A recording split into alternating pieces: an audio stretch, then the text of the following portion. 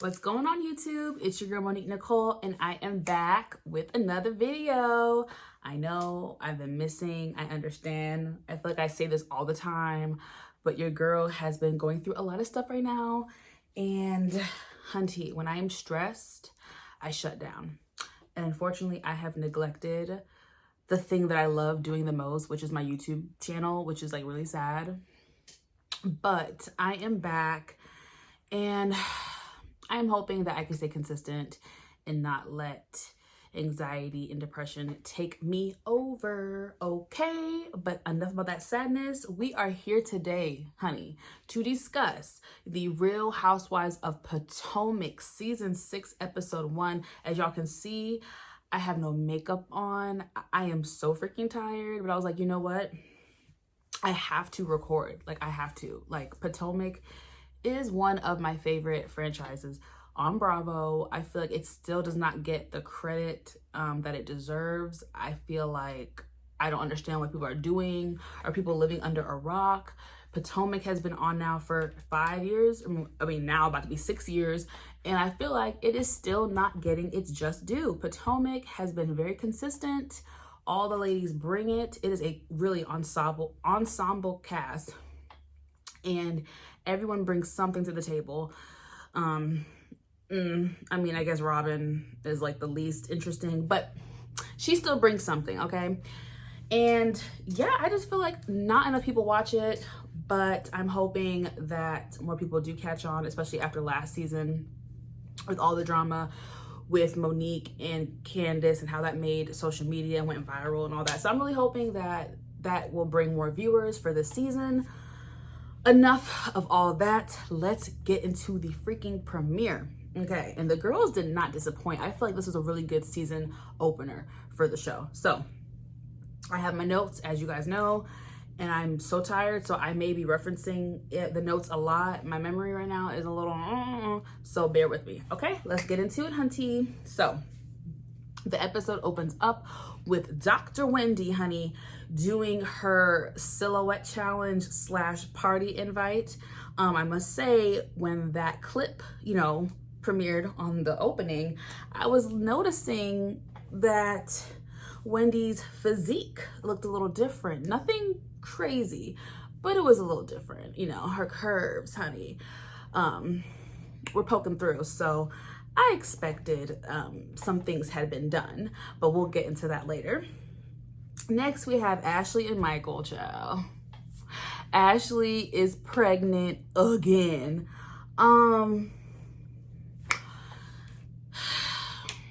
I don't want to be mean, and y'all please forgive me, but is it not like irresponsible and selfish to like have another baby when your husband may not even be alive 20 years from now?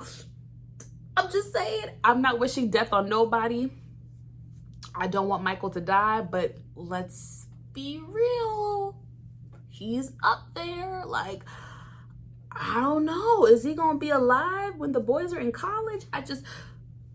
And that's the reality of when you date an older man, and he is older. So, I mean, y'all forgive me, but she's pregnant again, child. And baby Dean, oh my gosh, baby Dean has gotten so cute. He is just so stinking cute. And her new baby is cute too. I've seen him on her social media page. So I forget his name, but he's super cute.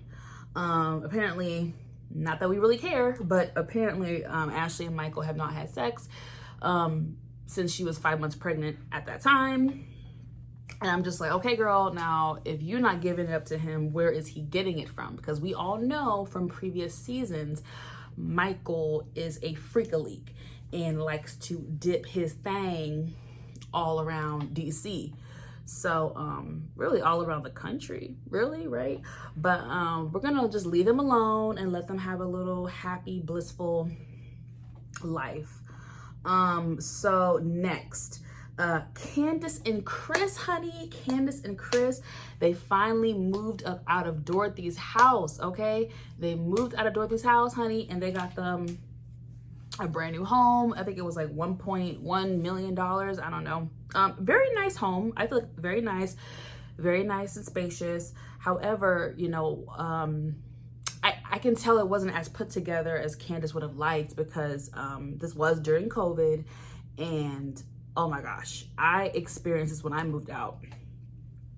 Furniture everywhere was on back order. Things were taking 3 to 6 months just to ship. So, you know, she didn't really have a lot of her furniture or decorum and things like that of the house. Like, so you could tell she was still trying to get it together. But nonetheless, it's cute, and I'm happy for she and Chris. And they are finally at a Dorothy's house, so we don't have to hear about that shit anymore. Although Miss Dorothy got her own room, honey, and had a life-size, like, what was that, a cutout picture of her with her weird self. I don't know, she's weird and possessive. But we also get introduced this episode to Chris's 2 kids. I think he has 3 children with two women. But we meet 2 of his children, Mateo and Mia. Super cute kids, very young. Super cute. You could tell that Mia was very shy, but Mateo was really, really sweet and nerdy and outgoing. And I love that scene when they were doing homework together and Candace was helping them. I just think that was super cute. I think Candace is being a great stepmom, or bonus mom, as she likes to call it, which I think that's super cute. I like to see Candace and Chris in that light. I'm so happy that the mother of the children decided finally to have the kids on the show, because I don't even think at one point Chris didn't see his son for like several years. Now I think that's the older son. He's got another son that's older, but you know, there was some issues with Chris and his baby mamas. So it looks like things are getting better for them, which I'm happy. Now, Giselle, one member of the Green Eye Bandit, goes over to Candace's house, and she had some type of comment. She says something about moving on up or something. I wanted to be like, Giselle, baby girl, you are the last person to be commenting and throwing shade at someone else's home, baby, when you can't even decorate your home right, okay? And I'm not the decorative, if that's even a word.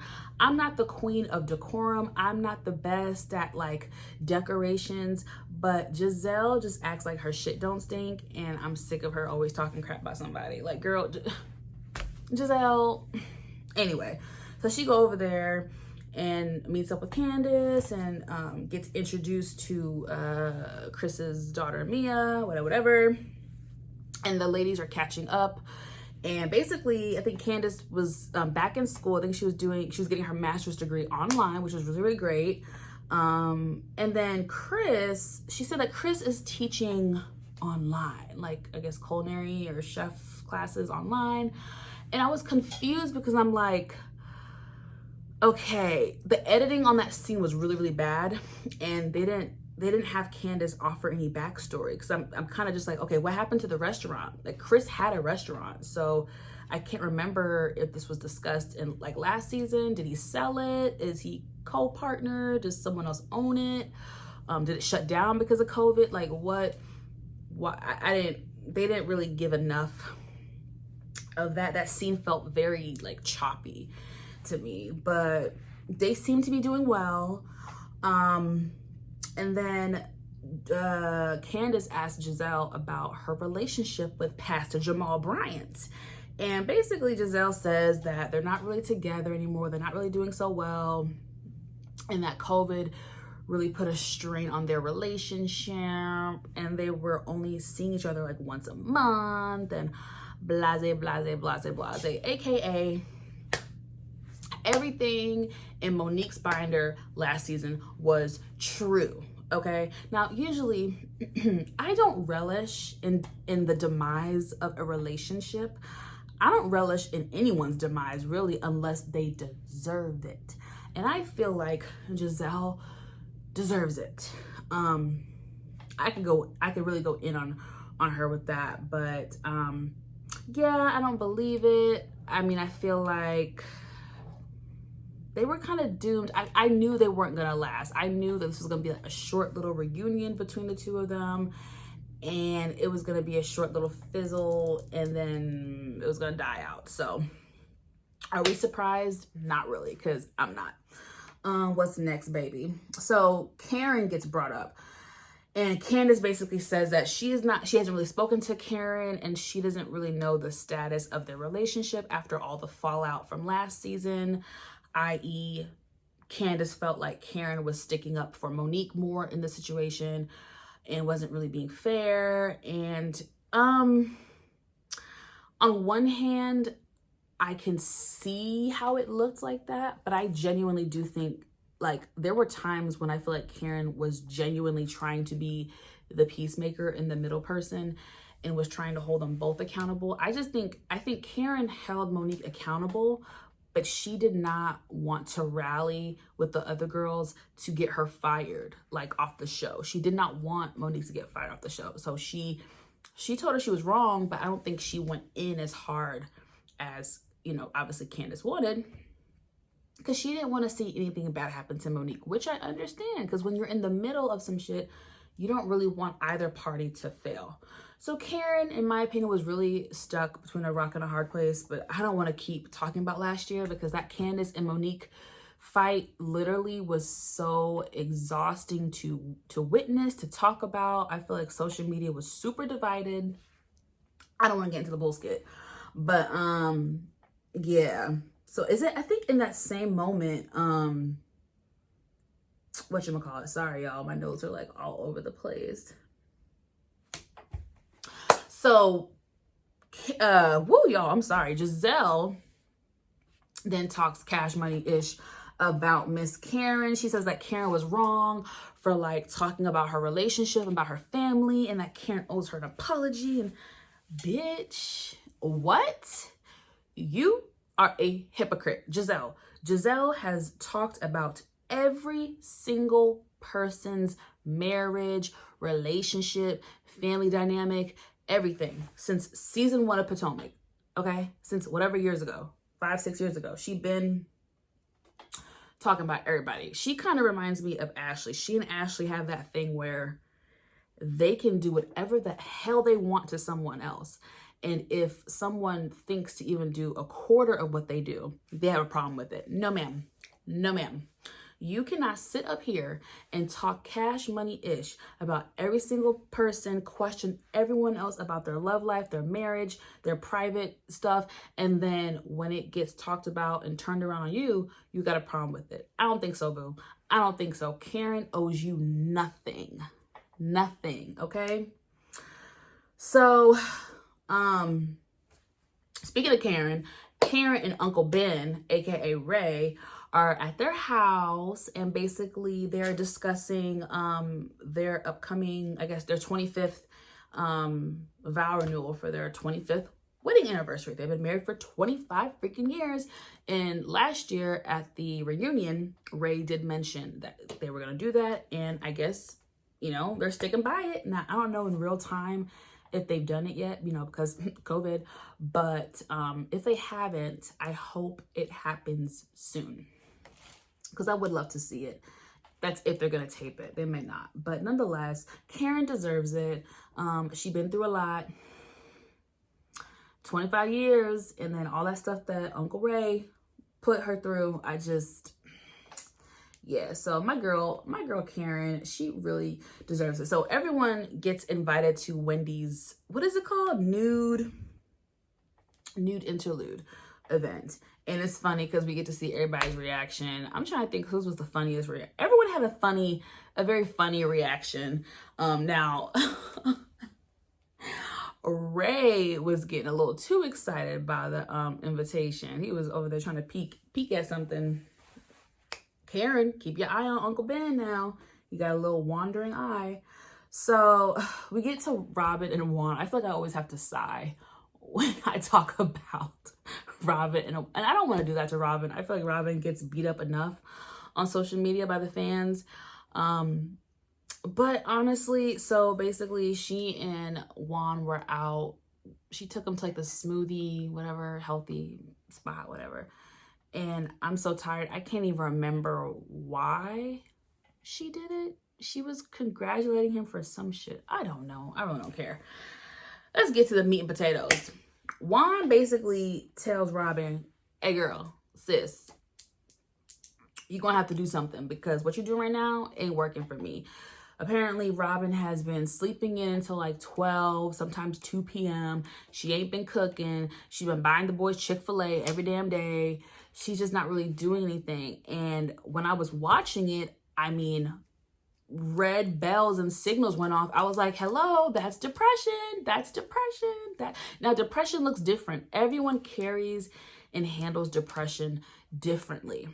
And it's important to not judge. Just because someone else's depression looks different than yours, that doesn't make it any bigger or any less. So I just knew it was depression. And I mean, a lot of people, even me, I can relate to that during COVID, especially when we were in the thick of COVID and it was the lockdown. I mean, what did Robin say? I wrote it down. She was saying like, oh my gosh, she was saying like she's tired all the time. And like the days are just, you know, running into each other and she can't keep up and she feels overwhelmed. And she was like, when she feels overwhelmed or stressed, she shuts down. I do that. I can relate. So I had sympathy for her. And I know a lot of people can relate to her. That's a real thing. That is depression. That is anxiety. And again, it looks different on everybody. So I know some people were laughing at it. But I want people to understand that like Robin was basically going through depression during that time. And I hope Juan knows that now and maybe can be a little more sympathetic to her. But yeah, I hope she's better now. So on to the fun stuff. So the ladies get ready for Wendy's event. Surprisingly, Robin and Giselle showed up first, which is really shocking. We know that Robin is the latest housewife. I think she and Quad from Married to Medicine are the latest Bravo people to ever show up to an event. They are late all the time. But I think production was like, hey bitch, get your ass there on time. You can't be late all the damn time. I think production was like, So she and Giselle pulled up. And you know Giselle's messy, nosy ass. They go over to the table and they see that it is seating arrangements, okay?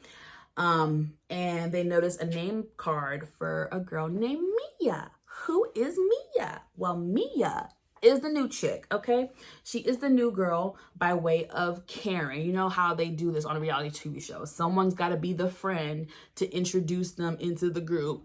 And I don't really know if she and Karen are real friends or they just had the better connection and production was like, hey, Karen, I need you to bring Mia. That's how it works.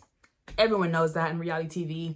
So Karen is Mia's friend and they are riding together on their way to Wendy's house for the event. So basically, let me see. Karen tells Mia that she and Wendy, you know, had a little spat last year, but they recently met up and talked and patched things up.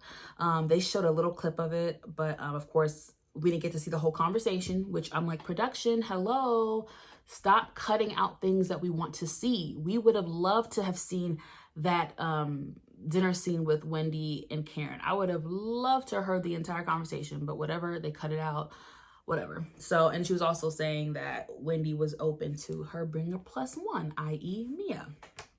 So back at the house, Wendy tells Giselle and Robin that Candiace will not be attending tonight's event due to being sick. I think she had bubble guts, food poisoning, diarrhea, whatever. She had something. Candiace was not coming. And for some reason, Robin was like, yeah, I don't believe that. I think she didn't want to come or because she didn't feel comfortable coming. And I don't believe that because I feel like while Candiace has been on the show, she's always shown up. Like, she's always shown up even when situations were like hostile or tensions were high. She's always shown up to film. So I don't see her backing out because she's scared to see Karen. Like, nah, I think sis was really sick. So, let's see. Karen and Mia get there and Giselle had the nerve to say that Karen owes her an apology. Again, what world does Giselle live in? Like, she is really delusional. Like, she's really, really delusional, okay? Really delusional. So Mia basically like introduces herself to the girls and talks about her business. And I think she owns several locations of, what's it called? The chiropractic center, something. a chiropractic center, basically. She owes a few of the locations, I think, in the DC area. Mind you, they're all over the country. So I don't think she owns the company, but she might have partnered with them. I don't know how it works. Business people, let me know in the comments if you understand what that situation is. But nonetheless, the bitch got money. Her dude got money. Okay. And this chick sat up there and said that her husband was 38 years older than her. And everybody was like, oh shit. Even Ashley was like, oh, you got me beat, girl. Not a lot of people have me beat. Because, you know, again, Ashley and Michael are like, I think 30 years, 25. I mean, definitely 30 years, I think, age difference between them. But nonetheless, the girl got her math wrong. And I wanted to judge her, but I am terrible. Do you hear me? I am terrible at math. And sorry y'all. Ooh. I am terrible at math, so I could not judge the girl. But nonetheless, Robin apparently is like a mathematician, because she got that shit. She was like, okay, so basically what you're saying is this, the math ain't adding up, girl. Like, she was saying all this. I was like, okay, Robin, okay, bitch, you smart bitch, okay. So basically, Mia's husband is 32 years older, 32 years older than her. That's disgusting as fuck. That's disgusting. Okay, it's one thing to date an older man, but bitch, there's levels to it. 10 years older, okay. 32 years older than you? Bitch, is he gonna be alive in 30 years? Like, I'm not trying to wish death on these people, but I'm just keeping it real. Is he gonna be alive in 30 years? That's a real ass fucking question. Anyway, so Mia says she's 36 and she looked 46, and I know it's because all the surgery she has done. I don't care what anyone says. If you take a face, a natural face, and you start injecting and this and that, you are going to start to fuck up your canvas. And I do feel like, I don't know Mia's ethnicity and race completely, but if she do got a little black in her, I know black people got to be very careful with all that Botox and filler. We have to be very careful. We can do it, but we have to be very careful in moderation. And I think Miss Mia went a little overboard with the surgery, because baby girl don't look 36. She don't look 36. She look like that. But I'm gonna leave her alone because she seems sweet. Whoo child. So Wendy finally reveals that she got her titties done. Okay, and they were looking nice. I'm not gonna hate. Her titties were sitting. Okay, they look very, very nice. Very, very nice. Now, when she did her little reveal, the girls were like, hold up, bitch. Did you get your butt done too? And she was like, no, I didn't. Bitch, yes, you did. Because Robin and everybody was like, girl. Because last year, your butt was flat as hell. and now you got a little something in the trunk. So that was funny. So we get down to the dinner, right? And I forget how it happened, but Mia basically was like, you know, have you had any other work done? You know what I mean? She was being nice. She wasn't being nasty or rude. And Dr. Wendy really, I felt like, disrespected Mia, and was basically like, what did she say to that girl? She was like, no, but what have you had done? What have you have done? Like, she was just being really rude. And shit, Mia was like, well, since you ask, I've had my boobs done 3 times. I've had lipo. I've had a tummy tuck. I've had Botox. I get Botox every 4 weeks. My lips done. I got my clit worked. Bitch, what? Your vagina? Oh my God, bitch, you're 36. Whoa, slow down. And Wendy was like, again, rude. Was like, okay, well, I don't really need all that you talking about. Bitch, you did not have to do that to that girl. You did not have to do that. She wasn't being rude. She asked you a very simple question. So I didn't like that, Dr. Wendy. I did not like that, okay? So the other ladies ask about Candace, and Wendy tells them the same thing. She's sick, she couldn't make it. And again, Robin's like, oh, I feel like she didn't want to come here because she didn't want to see Karen and deal with Karen. Bitch, who said that? No, why are you putting words in someone's mouth? You trying to get the shit started? Are you being a Giselle 2.0? Because we have no, again, Candace always shows up for events. She rarely, never, like, maybe one event she skipped, but she shows up to every event. So I don't think that's it. I really do think Candace got sick. So they talk about that situation. And then basically Wendy was like, well, you know, I really do hope that, you know, all of us ladies can kind of overcome our differences and just one day, you know, be in a peaceful place with each other. And Giselle was like, I don't think that can happen. And Wendy was like, why? She was like, because y'all know I can't stand Karen. And it was just like, bitch. So she and Karen, honey, they get into it. It was just insult after insult. I'm trying to think if I have them written down, honey. There were so many insults I could not keep up, okay?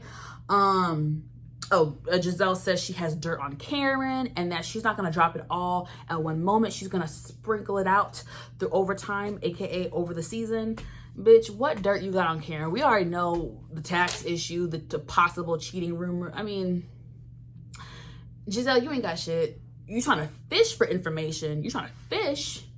You're trying to fish so you see if you can catch something, but you ain't got nothing on Karen. Girl, bye. And then Karen goes back and forth with her, so she got a fiery box. I didn't really understand what that meant. And then how she can't keep a man. Then just Giselle said, raise D, ding dong don't work.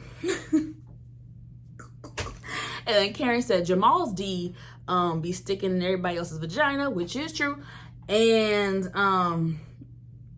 more insults back and forth. I don't really, but Karen ended it and finished it when she said to Giselle, you are a broken whore from Hampton University, honey. Catch that, bitch. I about fell out my chair. I was hollering. Ashley's facial expressions were hilarious. Okay, that's my cat in the background. I'm about to, like, he's being such a drama queen. Broke whore from Hampton University. Listen, I'm Team Karen. Y'all don't even have to ask me. I'm letting you know I'm Team Karen. I love when Karen, and listen, I'm a peacemaker. I would love for them to be good, but Giselle has done so much dirt to Karen over the years. I feel like, nah, baby. So right now, Karen is always gonna choose violence with Giselle. And I'm for it. I am for it. All right, y'all, that's it. I've talked enough. This was a great first episode of the season. I cannot wait to see how this season goes. Thank you so much for watching. Again, please like and subscribe to my channel. Please, please, please support. And I will see you guys next time. Bye.